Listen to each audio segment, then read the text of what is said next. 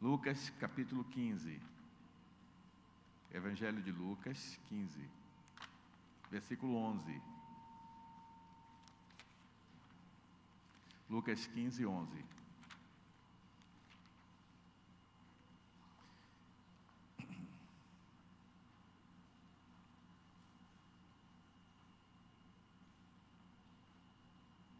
Certo homem tinha 2 filhos. O mais moço disse ao pai: Pai, eu quero que o Senhor me dê a minha parte dos meus bens que me cabe, a minha herança. E o pai repartiu os bens entre eles.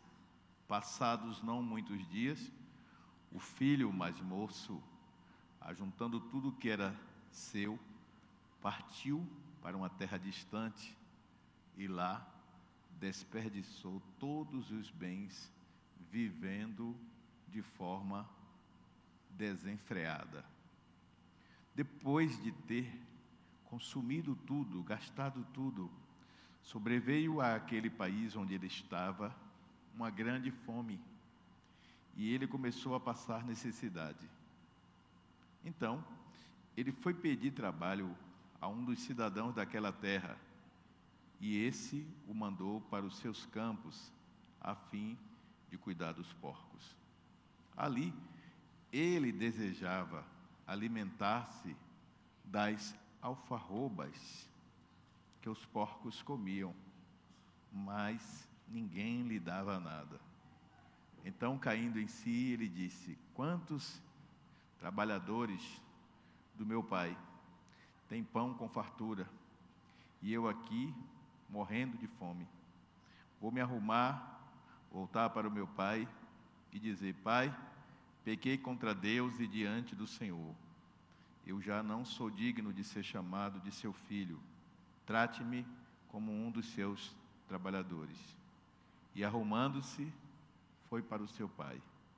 Vinha ele ainda longe, quando seu pai o avistou. E compadecido dele, correu até ele, o abraçou e o beijou. E o filho disse: Pai, pequei contra os céus, contra Deus e diante do Senhor. Eu já não sou digno de ser chamado de seu filho. O pai, porém, disse aos servos: Tragam depressa a melhor roupa e vistam nele. Ponham um anel no dedo dele e sandália nos pés. Tragam e matem o bezerro gordo. Vamos comer e festejar, porque este meu filho estava morto e reviveu. Estava perdido e foi achado. E começou a festejar. Ora, o filho mais velho, estando no campo, quando voltava do trabalho, ao aproximar-se da casa, ouviu a música e as danças. Chamou um dos empregados e disse: O que é aquilo? E ele disse: O seu irmão voltou, e por tê-lo recuperado com saúde, o seu pai mandou matar o bezerro gordo.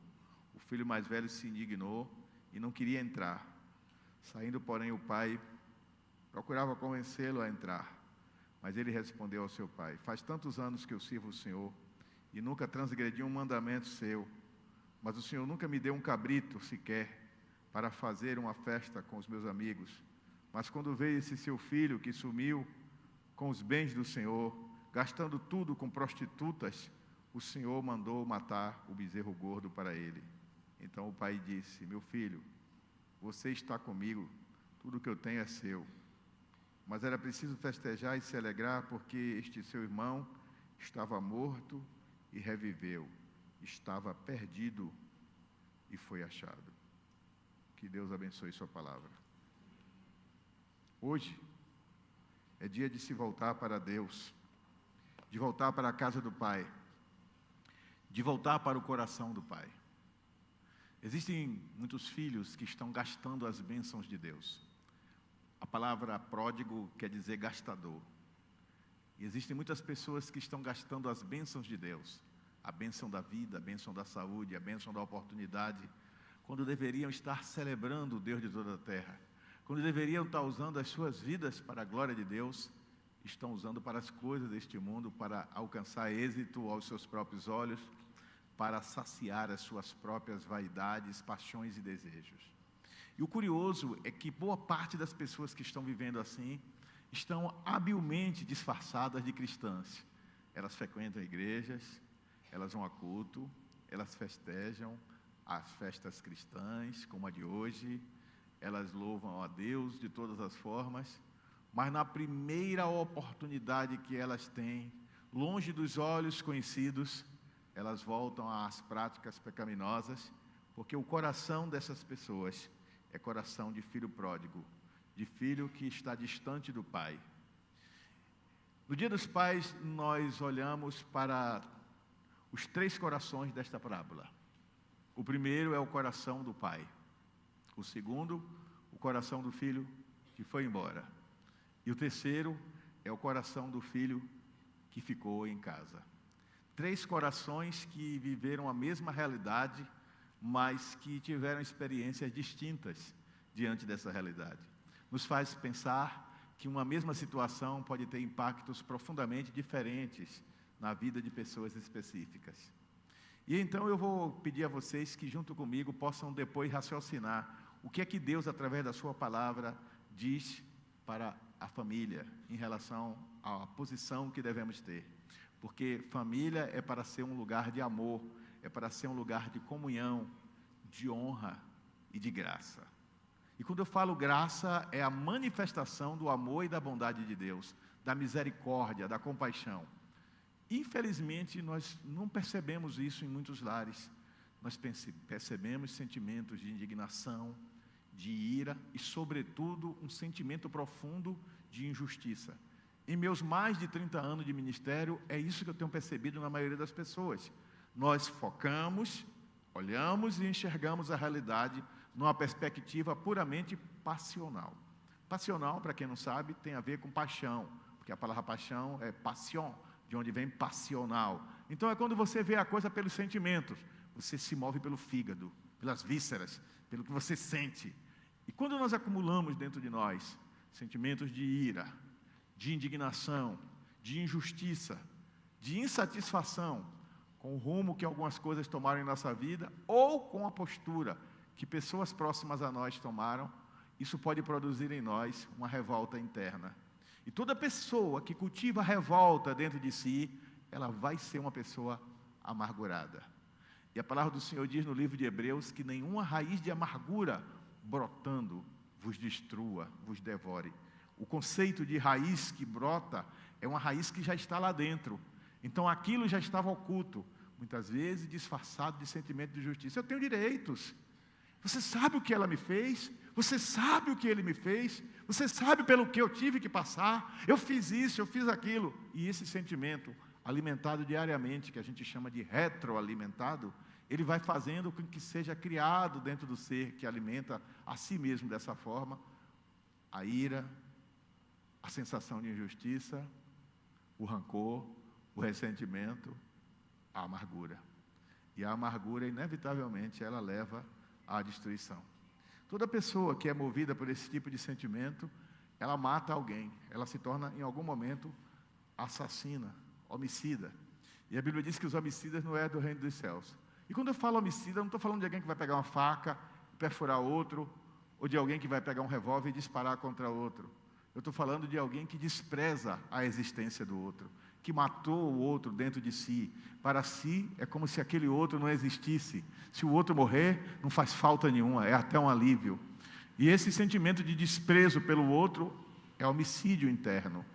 E a Bíblia diz que aquele que odeia o seu irmão não tem o amor de Deus e não conhece a Deus. Isso é forte. Então nós vamos tentar tirar algumas lições dessa parábola. Primeiro vamos falar do pai que ficou em casa. O pai representa o amor que espera e restaura. Diga comigo, o amor que espera e restaura. Em primeiro lugar, ele respeita a vontade do filho. Ele deixa o filho ir. Não é fácil. Um filho chega aos 18 anos, ou um filho, uma filha, e influenciado por pessoas do mundo, ou influenciado pela sua curiosidade, influenciado pelos desejos carnais, esse filho ou filha Quando eu falo filho aqui, entendam no geral. Esse filho diz, eu não quero mais ficar na casa do meu pai, eu quero ter o meu canto. Eu quero ter, abre aspas, liberdade. Porque muitas pessoas acreditam que liberdade é a permissividade para fazer tudo o que quer. Experimentar drogas, experimentar promiscuidade sexual, experimentar jogatina, experimentar bebidas, experimentar farras, perder a noite em festas, se jogar de cabeça em tudo que era, segundo os princípios que recebeu dos seus pais, proibido. Há dentro da natureza humana essa essência rebelde, essa inclinação natural para buscar as coisas deste mundo. E por quê, pastor? Porque estamos no mundo. Embora não sejamos dele, estamos sob a influência dele. As nossas inclinações carnais são as inclinações do pecado, porque nós fomos gerados no pecado, nascemos do pecado, somos filhos do pecado, porque todos pecaram e destituídos foram da glória de Deus. Pai, filho, avô, bisavô, todo mundo. Mas graças a Deus em Cristo Jesus, em quem nós temos a vitória, porque Jesus se manifestou para destruir as obras do diabo. E quando Jesus entra na nossa vida, a Bíblia diz que Ele nos tira das trevas para a sua maravilhosa luz. Ele abre o entendimento, Ele abre o discernimento, que é a capacidade de interpretar as coisas, de entender as coisas. E começamos a ver a realidade com olhos espirituais. Meu Deus, o que é que eu estava fazendo com a minha vida? Eu quebrei todos os princípios que eu recebi dos meus pais. E à medida que você vai amadurecendo, eu não gosto da palavra envelhecendo, mas envelhecendo é mais para mim, né, que já estou nos 60. Mas você vai amadurecendo, você vai se tornando mais seletivo. Você diz, isso aqui não serve, isso aqui não me acrescenta nada. Não é verdade? E quando se torna pai e mãe, então, que a gente olha para o guri ali, que a gente diz assim, essa criatura precisa de mim para comer, beber, dormir, mas precisa de mim também como referência de valores. Aí vem um senso de responsabilidade. Muda tudo na sua cabeça, muda tudo na sua emoção e, consequentemente, muda no seu comportamento. Mas chega uma hora em que o filho é maior de idade. A lei diz que com 18 anos ele pode fazer da vida dele o que ele quiser. Você não pode fazer nada, a não ser dar conselhos e orar. Ah, eu vou proibir. Não vai. Quanto mais você proibir, mais seu filho vai se rebelar. Você que é pai cristão, você que é mãe cristã, você deve não desistir do seu filho e continuar orientando nos princípios que você ensinou a vida toda. Mas você deve entender que a sua luta agora é espiritual. E você não vai vencer por outro caminho que não seja o da oração, que não seja o da busca da presença do Espírito Santo, que não seja o da busca da direção do Senhor Jesus em sua vida, para que as suas ações e decisões sejam segundo a vontade de Deus. Às vezes, deixar ir é a melhor forma de mostrar que ama, porque você não pode prender. Agora, é certeza, 100% das vezes, que quando vai fora da bênção, quebra a cara. Por quê? Porque quebrou princípios. Isso é regra espiritual universal, está muito além do meu e do teu querer. E quando você quebra princípios, a maldição cedo ou tarde vem. Pastor, o senhor está dizendo que eu sou amaldiçoado? Não, eu estou dizendo que quem quebra princípios foge da bênção. E que só tem dois caminhos, bênção e maldição. Quem sai da bênção, entra na maldição. Não entenda que maldição como um raio que vai cair do céu e matar você.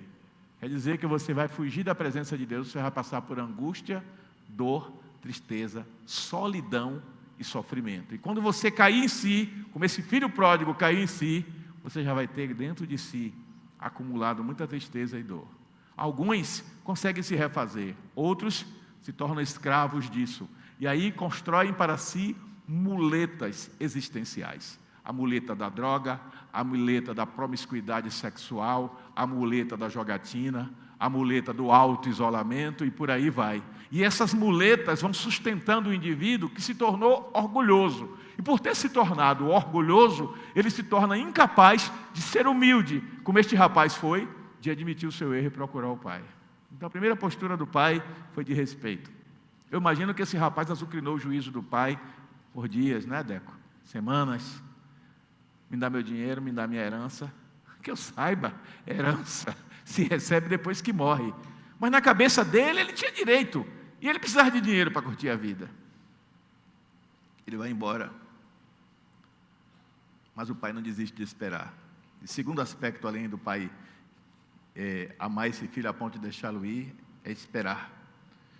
O versículo 20 do capítulo 15 diz que, ao longe, quando ele estava chegando, seu pai o avistou. Eu gosto de imaginar essa parábola que Jesus contou, essa história linda, exemplificando o que acontece no mundo espiritual, que o pai todo dia ficava ali olhando. Um dia meu filho vai voltar por aquele caminho. Foi por aquele caminho que ele foi embora, mas em nome de Jesus, ele vai voltar por aquele caminho. Um dia eu vou ver meu filho entrar por aquela porta, dizendo: pai, mãe, voltei, e voltei para Jesus. Pai, mãe, voltei, tive um encontro com o Senhor. Pai, conheci uma pessoa que me falou de Jesus de uma maneira profunda, me impactou, e aqui estou eu. Um pai e uma mãe que ama de verdade, ele não desiste de esperar. Ele não espera somente sentado na cadeira.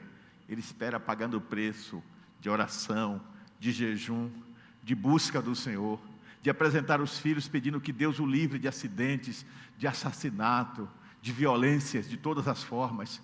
Um pai e uma mãe é alguém que se coloca secretamente na brecha. E o pai aqui da história era um pai que não deixou de amar.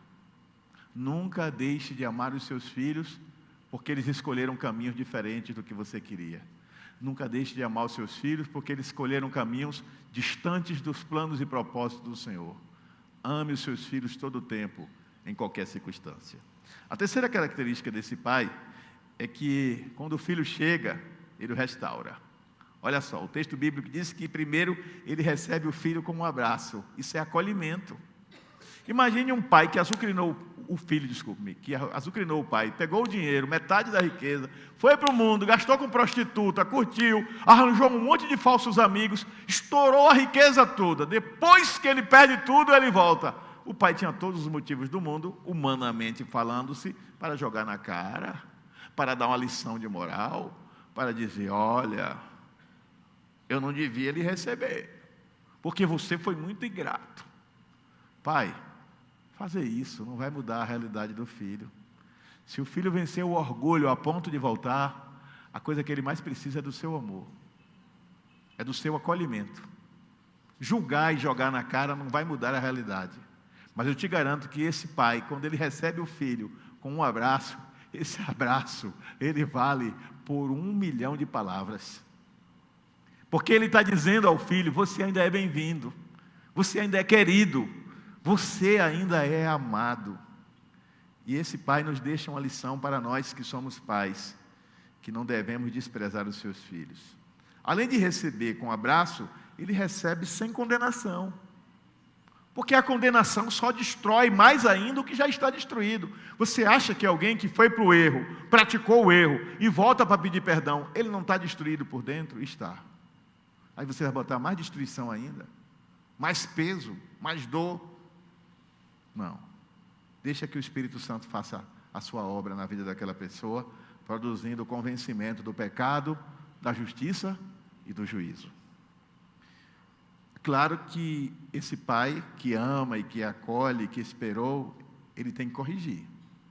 Não pode passar a mão na cabeça, como dizem hoje, passar pano. Mas como é essa correção? É uma correção, como disse Bento esse dia conversando comigo, corrigimento. Eu amo os neologismos de Bento. Bento é uma figura, meu neto me enche de alegria. Dormiu, gente, que apagou o bichinho. Ore por ele, bichinho. Brincou comigo que sou.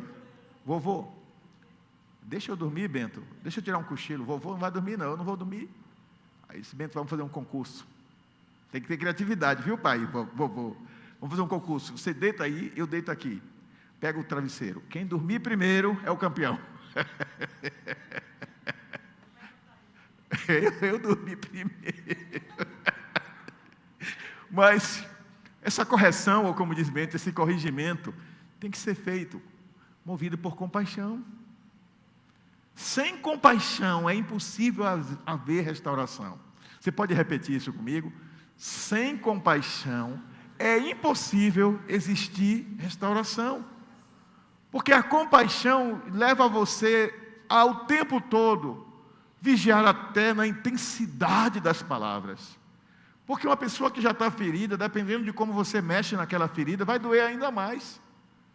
Então é preciso, irmãos, pedir a Deus sabedoria. Tiago disse que se tem falta de sabedoria, peça a Deus. É fácil? Não é não. É por isso que nós precisamos, todo santo dia, da direção e da presença do Espírito Santo de Deus. Mas tem o lado do filho. Eu falei do pai. E o filho? O filho que foi embora.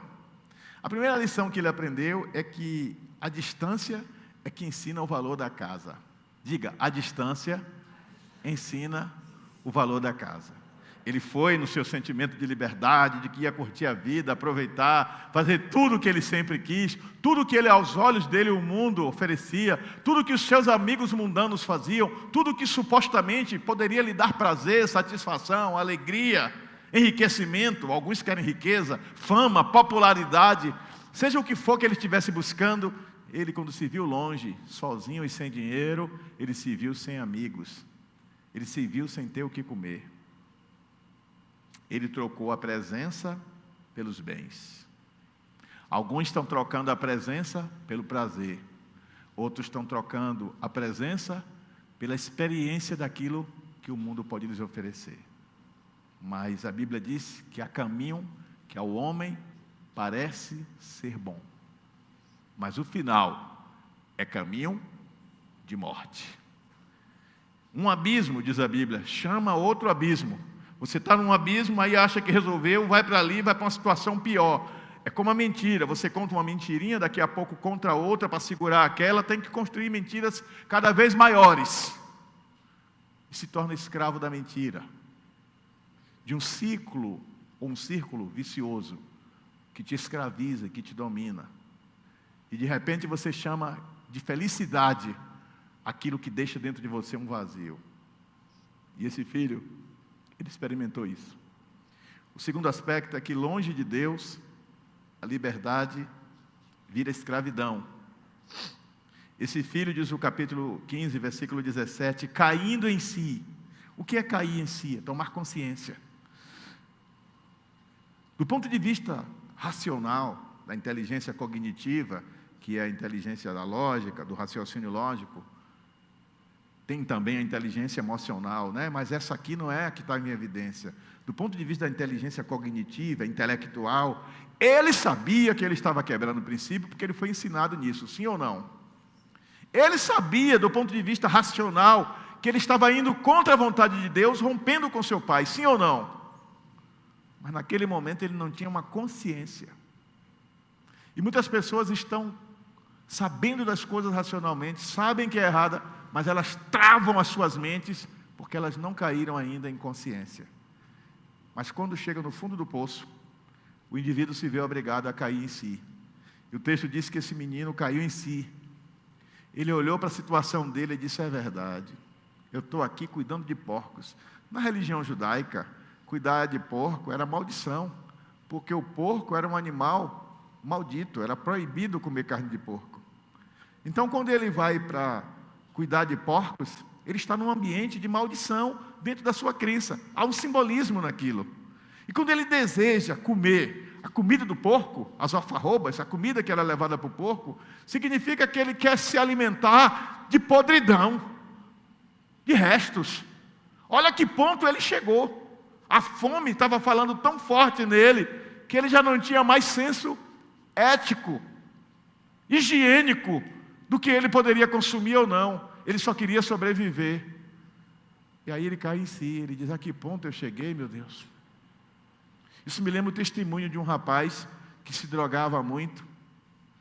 E um dia, ele convivendo com uma mulher mais velha que ele, com quem ele morava junto, essa mulher fornecia drogas para ele e escravizava ele através das drogas e do sexo. E um dia, ele disse, o que é que eu estou fazendo aqui? Eu tenho uma mãe que ora por mim, eu tenho pessoas que me amam, que falam do amor de Deus para mim, eu tenho amigos que foram transformados pelo poder de Deus, o que é que eu estou fazendo aqui? Ele caiu em si, tomou consciência, rompeu com a mulher o ameaçou, ele não teve medo, foi a uma igreja, entregou a vida a Jesus e hoje é pastor em nossa igreja.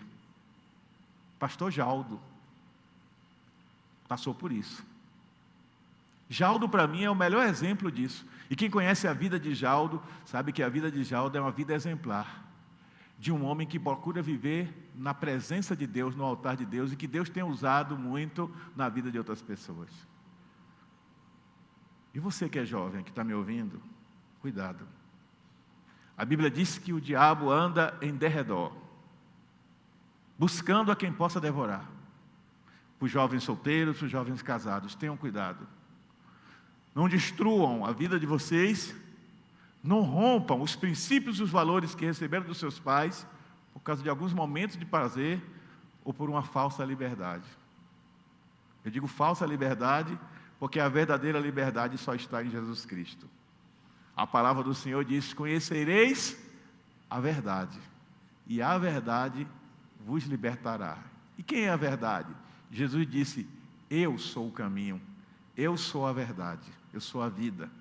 A liberdade plena, ela liberta o homem por fora e liberta o homem por dentro. A liberdade aparente dá a você a permissão de fazer tudo o que quer, e isso não é liberdade, é permissividade. Você se torna escravo dos prazeres e das inclinações da carne. Quando se é jovem, e eu fui jovem até recentemente, quando se é jovem, o desejo é de querer experimentar a aventura, a sensação do novo. E isso é maravilhoso.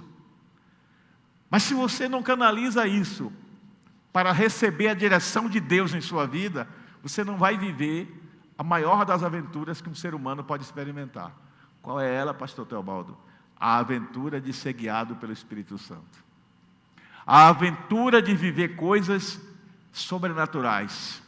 A aventura de ter experiências com Deus que a razão, a lógica não consegue explicar.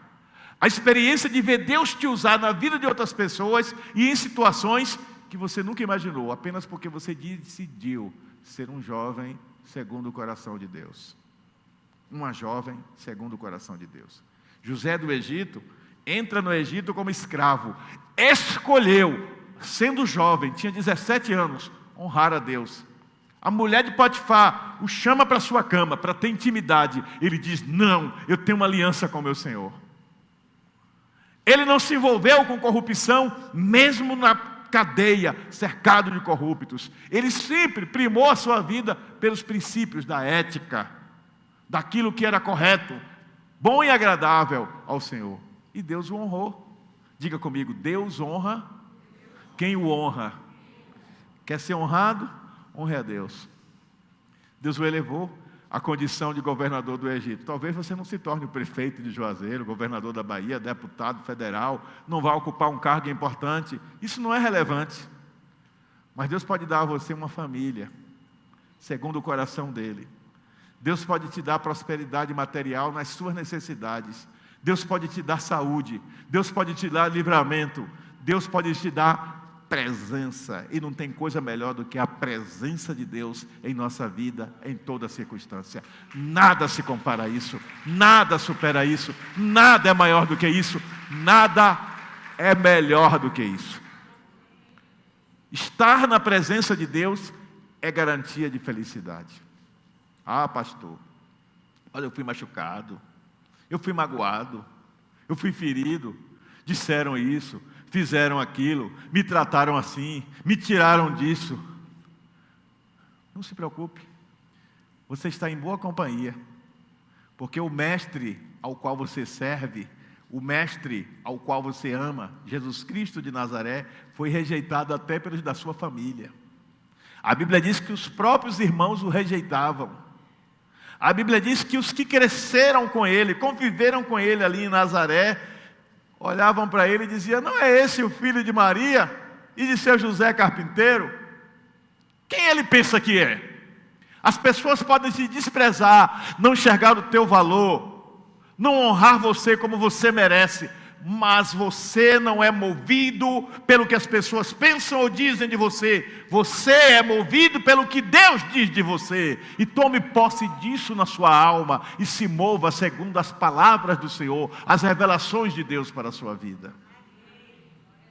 Quando o homem se torna escravo das emoções, ele vive preso em sensações. Ele precisa de validação, de aprovação dos outros. Quer seja dos membros da família, quer seja das pessoas com quem ele se relaciona. Você é maior do que isso. Você é maior do que isso. Porque em você habita o Espírito de Deus. E Ele atesta com o seu Espírito, diz a Bíblia, que você é filho de Deus. É o Espírito de Deus em você que confirma que você tem filiação divina, que você tem herança eterna e que o seu destino é o céu. Então o que as pessoas dizem ou fazem, isso é mutável. Isso muda. É volátil. Volátil é uma coisa que não é constante. Você não pode deixar que essa volatilidade, essa mudança que uma hora de um jeito, outra hora de outro, que isso mexa com você. Eu estou mexendo a mão demais, mas não estou fazendo a hora não, viu? Não estou farmando a hora. Você não pode deixar que as suas emoções assumam o controle da sua vida.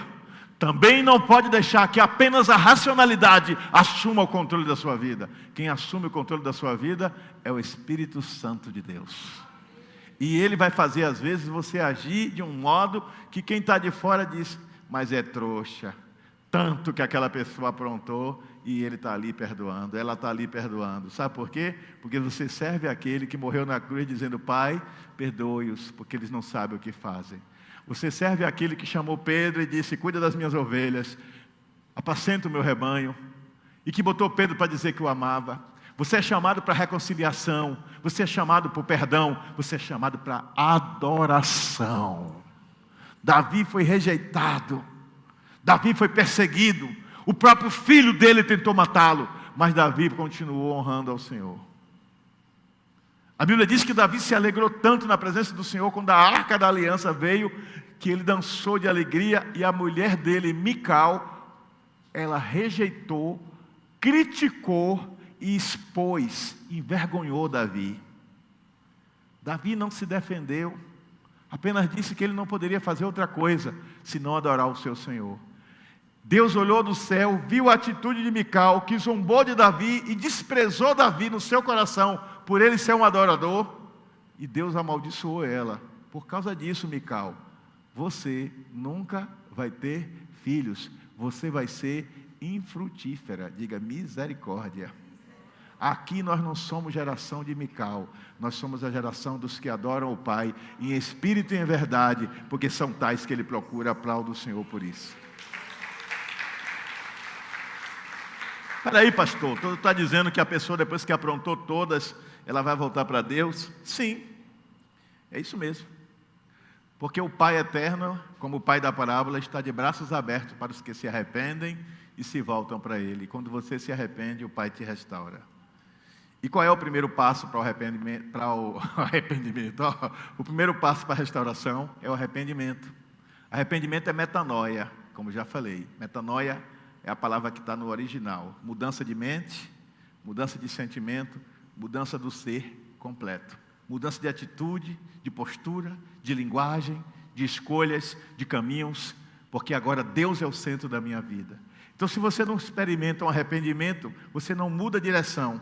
No capítulo 15, versículo 18, o menino toma uma decisão. Ele diz, levantar-me-ei e irei ao meu pai. Ou seja, eu vou me levantar, vou tomar uma postura, vou tomar um posicionamento. Diga essa palavra comigo, posicionamento. Quem não tem posicionamento não vence. Hoje eu vi um vídeo muito interessante, quero compartilhar com vocês. O jogador de futebol, Cristiano Ronaldo. Um dos melhores jogadores da história do futebol. Para quem não gosta de futebol, é um dos homens que mais fez gols, que mais levou seu time à vitória. Ele e Lionel Messi são rivais. Os dois são muito bons. Uma hora um está em destaque, outra hora outro, mas já estão ficando velhos, né? Ele já está com 39, para o futebol já é maduro. O outro já tem 41, então estão terminando a carreira. Mas ainda jogam em alto estilo. E o povo gostava de provocar ele, comparando ele com Messi, que é um jogador de futebol também da Argentina, ele é de Portugal, e diminuindo ele, alguns para provocar, porque gostava de Messi, diminuir. Um dia, um repórter que ele já conhecia, que gosta de fazer perguntas para diminuir ele, disse assim, mais uma pergunta, posso fazer uma pergunta, Cristiano? Você vai responder? Ele disse, depende da pergunta. O camarada poderia fazer 1 milhão de perguntas, fez uma pergunta comparativa entre ele e Messi. Ele disse, próxima pergunta. Aí você pode dizer, ele fugiu. Não, é que ele já sabia o jogo que estava por trás disso, de tentar diminuí-lo. Porque sempre tem a torcida, eu gosto desse, eu gosto daquele. O que é que ele fez? Posicionamento. Você não tem que ficar calado diante daquilo que te machuca, diante daquilo que te fere. Você tem que tomar posicionamento. E se não pode resolver sozinho, busque ajuda. Isso é forte, mas é verdade. Você não foi chamado para ser escravizado sob nenhuma forma. Você foi chamado para ser livre. E a primeira coisa que você tem que tomar é posicionamento. E o primeiro posicionamento é com Deus. Deus, Tu sabes a minha condição. Tu sabes a minha luta. Tu sabes que eu também tenho responsabilidade nisso que está acontecendo. Mas eu te peço, em nome de Jesus, que o Senhor me oriente, que o Senhor me dê direção, que o Senhor me ponha no caminho de pessoas que possam me ajudar, porque eu quero mudar a minha história, eu quero mudar a minha vida. A primeira postura tem que ser uma postura espiritual, de oração. Quando você se move primeiro por outro caminho que não seja esse, está errado. Depois vencer o medo e confrontar aquilo que te atrapalha, aquilo que te emperra. Você sabe o que é o conceito de demônio na Bíblia? A palavra demônio, que é traduzida para nós como espírito maligno, significa apenas uma coisa que emperra, que atrapalha. E eu nunca encontrei uma figura de linguagem melhor do que essa que eu vou dizer agora, que eu já usei incontáveis vezes aqui na igreja. O camarada vem numa carroça, naquele tempo não tinha automóvel, né? Vinha numa carroça, a roda da carroça batia na pedra, a pedra impedia a carroça de avançar. O animal fazendo força e a roda presa numa pedra. A pedra impedindo a roda de girar. Aquela pedra era um demônio, porque estava impedindo a carroça de seguir em frente. A função dos espíritos malignos, chamados de demônios, é emperrar, é impedir. E o demônio, ele pode estar dentro e ele pode estar fora, influenciando. Quando ele está dentro, a pessoa está possuída por demônios. Quando ele está fora, a pessoa está sob a influência de demônios. E existem pessoas que são motivadas pelos demônios a tomarem determinadas atitudes. Atitudes de ódio, atitude de inveja, atitude de ciúme, atitude de competição, atitude de difamação, atitude de maledicência e por aí vai. E você não tem que viver sendo refém e escravo disso. Você é filho do Altíssimo, você é filha do Altíssimo. Você foi chamado para dar frutos em abundância na presença de Deus. Então crie coragem, busque ao Senhor de todo o teu coração, de toda a tua força, de toda a tua alma. E diga, Espírito Santo me direciona, Ele vai te direcionar. Eu creio nisso. E se não pode resolver só, busque ajuda. E se essa ajuda não resolveu, busque outra ajuda. Mas não desista de acreditar que o seu Deus quer a sua felicidade. O filho pródigo caiu em si e ele tomou consciência de que ele tinha que voltar para a casa do pai. Levantar-me-ei e irei ao meu pai. Capítulo 15, versículo 18. E ele foi. E quando ele chega, a Bíblia diz que o pai o viu ao longe, correu até ele, o abraçou, o acolheu, mandou matar um bezerro gordo, fez uma festa daquelas, mandou chamar a vizinhança toda e disse, venham se alegrar comigo, porque esse meu filho estava morto e reviveu, estava perdido e foi achado. Porque é assim que Deus vê você e eu, como alguém que quando volta para a presença dEle, tem festa no céu. A Bíblia diz que toda vez que um pecador se arrepende, tem festa no céu. Eu fico imaginando os anjos jogando os travesseiros para cima. Ei, Danilo se converteu! Júnior se converteu? A alegria do Senhor é a nossa força. Porque a alegria do Senhor traz o consolo do Espírito sobre nós. E essas coisas só se pode experimentar na dimensão espiritual. Não adianta tentar entender que não vai entender, que não tem sentido. Não adianta tentar sentir, porque o sentimento muda. Mas aquilo que a palavra de Deus revela e que nós absorvemos e capturamos espiritualmente, se torna uma realidade espiritual para nós. Mas, além disso, teve um outro filho, o filho que ficou em casa. O filho que ficou em casa, ele nos ensina uma lição. Que estar perto, nem sempre é presença. Pode repetir isso comigo? Estar perto, nem sempre é presença. É forte isso. Ele morava na casa do pai, comia junto com o pai, mas ele vivia em ressentimento. E isso aflorou no dia que o irmão voltou. Porque o pai deu tudo para o filho que não ia trabalhar mais e que foi embora. E ele continuava lá, dando duro, ralando. Aos olhos humanos, o pai foi injusto. O pai devia fazer a mesma coisa com ele. Dar tudo, a outra metade para ele. E o pai ficava com o quê? Ele era movido por ressentimento porque ele se sentia injustiçado. Como muitas pessoas se sentem injustiçadas dentro da igreja. Injustiçada porque o pastor disse isso, porque o pastor fez aquilo, porque o líder fez aquilo, porque o irmão não sei quem falou que você é feio, porque o irmão não sei quem disse que você é barrigudo, que você é gordo, que você é careca. Eu não sou movido pela opinião dos outros, eu sou movido pela palavra de Deus. Tomei essa decisão na minha alma há muito tempo e sou muito feliz assim. Aconselho você a fazer o mesmo. A segunda coisa desse filho, além de morar na casa do pai cheio de ressentimento, é que ele servia como um empregado e não como filho. Ele trabalhava, o versículo 29 diz, há tantos anos te sirvo. Ele não se via como filho, ele se via como um empregado. E como é que você se vê na igreja? Você se vê na igreja como um empregado do pastor? Um empregado da igreja? Um obreiro, obreira, que todos trabalhamos na obra, então somos todos obreiros. Como alguém que na sua cabeça só serve porque faz tal coisa. Só dá um valor porque eu faço tal coisa. Se você está pensando assim sobre si mesmo, está na hora de você mudar o seu modo de pensar e se libertar. Você é importante na igreja, não é pelo que você faz. Você é importante na igreja pelo que você é. Há uma diferença gritante entre o que você faz e o que você é. Porque o que você faz, você pode parar de fazer. Mas o que você é, define a sua aliança com Cristo. E a sua aliança com Cristo é maior do que o que você faz. Você é filho de Deus. É isso que você é. Você não é o ministério que você atua. O ministério que você atua é uma forma de servir na igreja. Mas isso não te define. Porque você pode amanhã não poder servir nesse ministério, porque foi estudar, porque foi trabalhar, porque casou, porque teve filhos, porque isso, porque aquilo, porque teve um problema de saúde que impede. Você pode não servir naquilo, mas você serve para ser filho de Deus, porque você foi salvo por Jesus para isso.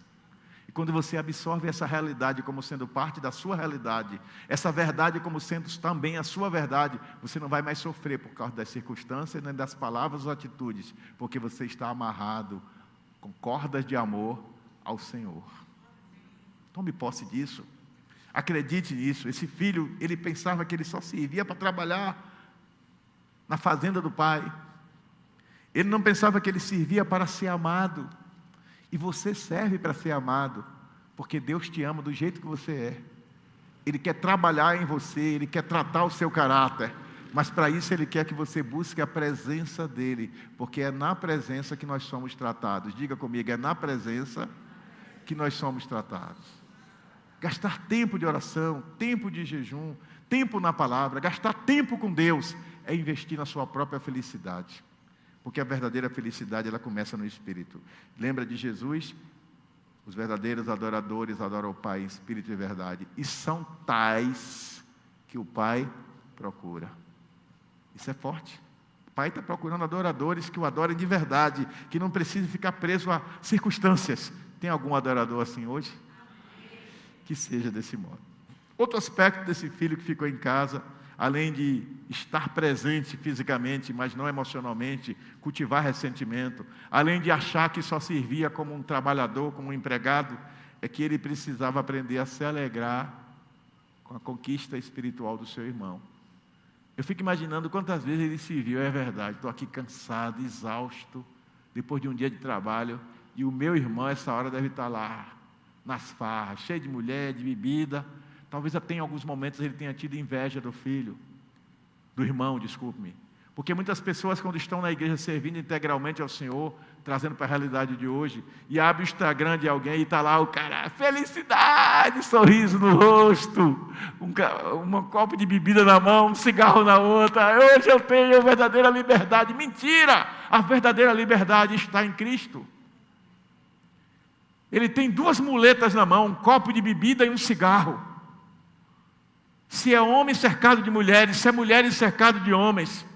Tem uma pessoa que foi da nossa igreja que ama postar foto em motel. para mostrar que agora que é feliz. Isso passa, a juventude passa. A busca dos prazeres passa. A Bíblia diz que seca-se a erva e cai a sua flor. Está falando de vaidade. Vaidade. A juventude se vai. Seca-se a erva e cai a sua flor. Sua juventude vai acabar um dia. Essa força, essa disposição, um dia acaba. Mas a única coisa que permanece, diz a Bíblia, seca-se a erva e cai a sua flor. Mas a palavra do Senhor, esta permanece para sempre. E quem é movido por desejos e carnais, por emoções, sentimentos, indignações e etc., vai ser escravo disso a vida toda.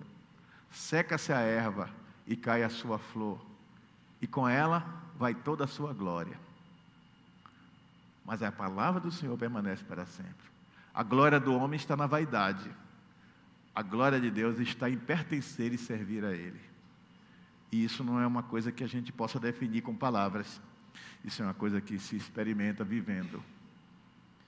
Em último lugar, o que Deus pensa disso tudo? O que é que a Bíblia diz?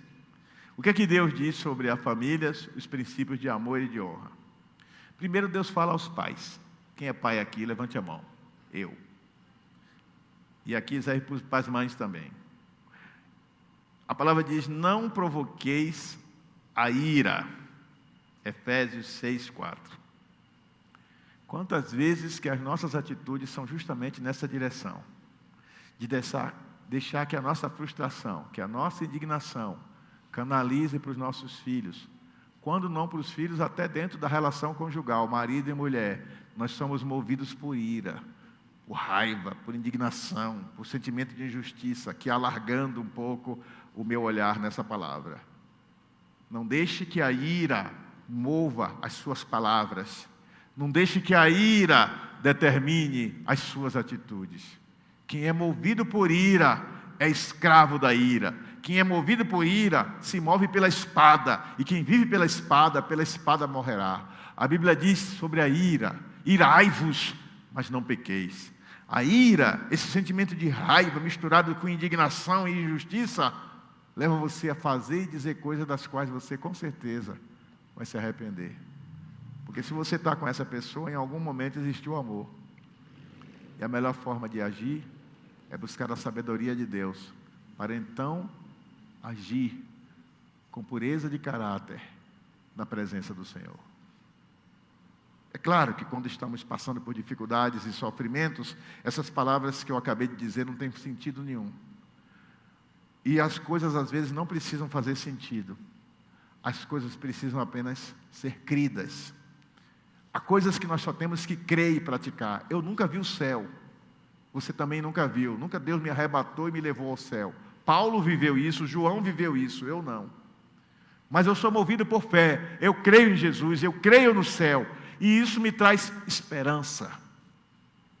E se você crê em Jesus, você crê em um ser que você nunca viu na sua frente. Se você crê no céu, você nunca viu o céu, nunca viu uma foto, um vídeo, você crê por fé. E eu quero te desafiar nesta noite, em nome de Jesus, a ser uma pessoa movida por fé. Porque a Bíblia diz que sem fé é impossível agradar a Deus. Comece a praticar a fé, a crença no sobrenatural, a crença no invisível, naquilo que os seus olhos não veem, mas o seu espírito testifica que é verdade. Não seja apenas uma pessoa religiosa, porque as pessoas religiosas, elas se desapegam e rompem com a religião, mas as pessoas espirituais, elas são conectadas diretamente com o Senhor e não com a estrutura da religião.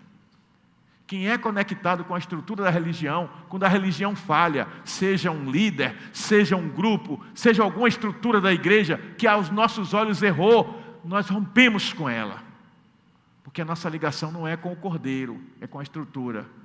E o Cordeiro é maior do que a estrutura. Sua ligação com o Cordeiro é a sua ligação com Jesus. Então, outro aspecto é que aos filhos a Bíblia diz: honra o teu pai e honra a tua mãe, porque este é o primeiro mandamento com promessa. Efésios 6:2 fala sobre isso. Você que é filho precisa olhar para o seu pai com mais respeito. Para sua mãe também. Ah, mas eles enchem meu saco. Ah, mas eles me tiram a paciência. Ah, mas eles me tiram do sério. Ore para Deus mudá-los, mas não os desonre. Porque se você fizer isso, você está quebrando um princípio. E quando você quebra um princípio, você atrai maldição para si. Ah, pastor, eu não concordo com isso. Eu estou pouco me lixando se você concorda ou discorda. A sua opinião e a minha não significam nada diante daquilo que é um princípio de Deus. Princípios só tem duas posturas, de duas posturas que você pode tomar em relação a eles. A primeira é obedecê-los, guardá-los. E a segunda é quebrá-los. E quando você quebra princípios, cedo ou tarde as consequências vêm. Então você que escolhe. Se você está quebrando princípios, o problema é seu. Nós tínhamos uma ovelha que congregou com a gente durante muito tempo. Não vou dizer quanto tempo foi, mas foi quase 10 anos. E aí ele se converteu aqui na igreja bem novinho, ainda criança, pré-adolescente. Quando ele fez 18 anos, dias depois ele foi na minha casa. Pastor, eu vim aqui lhe dizer, alguns irmãos sabem de que eu estou falando, mas não vamos citar nomes não. Eu vim aqui lhe dizer que a partir de hoje eu não sou mais da igreja. Ele fez 18 anos. O que foi que houve? Renata sabe quem é a pessoa. Aí eu disse, o que foi que houve? Ele disse, nada. Mas Lúcio sabe muito bem quem é a pessoa também. Ele disse, eu quero experimentar o mundo. É duro para um pastor ouvir isso. Como assim? Eu quero sair, curtir, beber, namorar, eu quero fazer tudo que meus amigos fazem. A Bíblia diz que a amizade do mundo é inimizade contra Deus. Pode repetir comigo? Diga, a amizade do mundo é inimizade contra Deus. Se você é mais amigo do mundo do que de Deus, você é chamado na Bíblia de iníquo e infiel. Você pode até frequentar a igreja, fazer tudo bonitinho aos olhos de todos, mas você está vivendo em iniquidade, você normalizou o pecado. Ele saiu da igreja, no fim de semana seguinte, ele foi para uma festa. Chegou lá, a polícia deu uma batida, levou preso ele e os amigos dele com maconha. Ele disse, rapaz, você não tem que sair desse negócio. Primeira festa que você vai, já deu nisso. Hoje ele serve a Jesus em uma outra igreja, graças a Deus, tem uma família e está firme nos caminhos do Senhor, para a glória de Deus. Mas ele viveu esse período de mundo, em que ele experimentou de muitas coisas. Um dia ele encontrou comigo num evento, a gente ia ter uma marcha para Jesus, ele estava envolvido, ele disse assim, ô pastor, quando eu olho para o Senhor, chega, me vem lágrima nos olhos, que eu lembro daquele momento lá que eu fui conversar com o Senhor, o momento mais tolo da minha vida. Eu digo, é porque você era muito novo, e aos seus olhos o mundo tinha muita coisa para te oferecer, e o mundo tem lixo, lixo, lixo e lixo, mas Jesus tem banquetes espirituais para aqueles que o amam. Além disso também, a todos da família, eu quero deixar uma palavra. Nós não somos perfeitos, somos imperfeitos. Mas o Deus que é perfeito, Ele quer gerar a sua perfeição em nós. E mesmo em meio às nossas falhas, aos nossos fracassos, Ele tem abençoado a nós e aos nossos filhos. Olhe quantas bênçãos Deus derramou sobre a sua família. Se não sobre você diretamente, sobre os seus filhos. Deus abre portas de prosperidade para a sua família, porta de prosperidade para os seus filhos, possibilidade deles crescerem, deles avançarem, deles irem além do que vocês mesmos foram.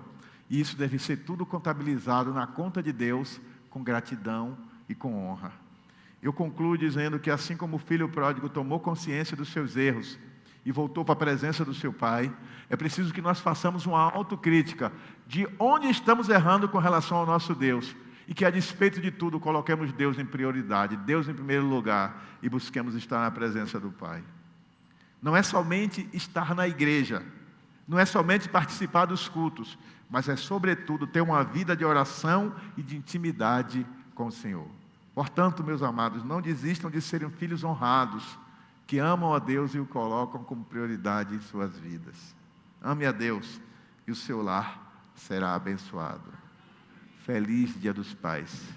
Que Deus nos ajude e nos ensine a sermos pais e mães também, e filhos melhores. Fique de pé, por favor.